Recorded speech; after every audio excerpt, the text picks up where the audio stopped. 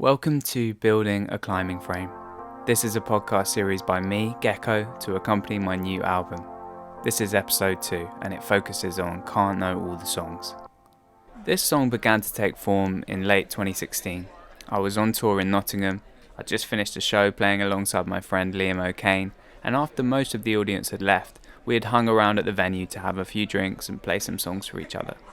One very drunk punter who had not left kept hassling us to play a specific song that he wanted to hear over and over again. Eventually, in response, I created the chorus refrain, "I can't know all the songs," in an attempt to get him to leave us alone. It didn't really work, but I knew I had something in that chorus. It wasn't until July of the next year, just before I was heading up to the Edinburgh Fringe, that I got the chorus out of my back pocket and decided that the time was right to finish the song. It's about the frustration that I, and I'm sure a lot of musicians feel, when an audience member expects you to not only know any song that they might happen to want to hear, but also to have any interest in playing them that song, even if you did know it. But more generally, it's a call to recognise and respect expertise in a world that we kept being told was tired of experts, with panels on TV discussing things like climate change, where you'd have a world-leading scientist in their field having to debate their points with Wild Greg from down the pub. I wrote the rest of the lyrics in one sitting and recorded a voice note on my phone. Can't know all the songs, can't know all the songs. Picture the scene, you're around the house of an author. Let's just say you're really good friends with their daughter. You wouldn't spoil what had been a nice eve by asking them to recite War and Peace. Can't know all the songs. This song became my go-to opener at gigs for the next few years. I felt that a fun way to translate the song into its studio version would be to have it live in the sonic world of some of the sorts of songs that are often drunkenly requested. So we decided to give it an anthemic sound. To do this, we began with the drums. In the 80s and early 90s, often to make the drum sound bigger, a producer would use sample triggers set off by the kick and the snare drums, and so we did exactly that. Here's the drums played by my producer Ben without anything. And now here's them with the triggered samples added. And then sprinkled with some spring reverb. I talked about spring reverb in episode 1. Simon Williams Cole then added a driving, slinky bass line. I then had a lot of fun with the Juno 6, which is an old 80s synth, adding little layers, trying to channel the likes of Erasure.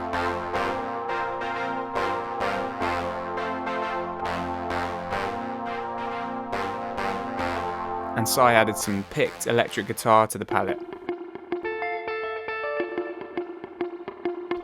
Little while ago, I was playing a show. Something happened I didn't expect. Halfway through what I planned to do, someone shouted, "Sing a song about sex." Now, in some places, people ask for Oasis, I respond with poison patter. This was the first time I'd had someone request general subject matter.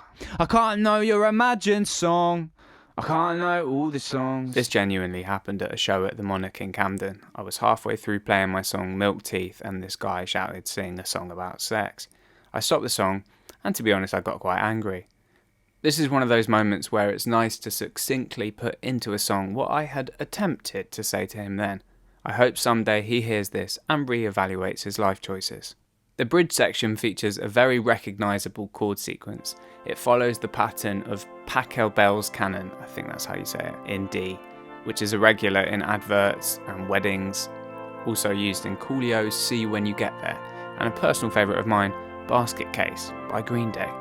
I thought it was funny to hint that maybe I do know some songs. I like how this song generally is quite controlled, just trying to clearly explain where I'm coming from with examples of why saying, "Mate, can you play Wonderwall?" might not be that helpful. But there's a few moments where the control loosens a little, and what better way to express that than by chucking in an actual lion's roar. Apple Music won't keep Shania Twain warm on a long, cold, lonely night. The song culminates with a chorus of voices backing up my point that I can't know all the songs. This is a load of layers of Chris Reed and Moa Taylor Hoden's voices. Live, I'll often get the audience to sing it for me. I don't know if it necessarily comes across, but I feel like it's saying, hey, you give this a chance and we can still have our sing-along moment. I understand why you like the familiar, but every song that is familiar to you once wasn't.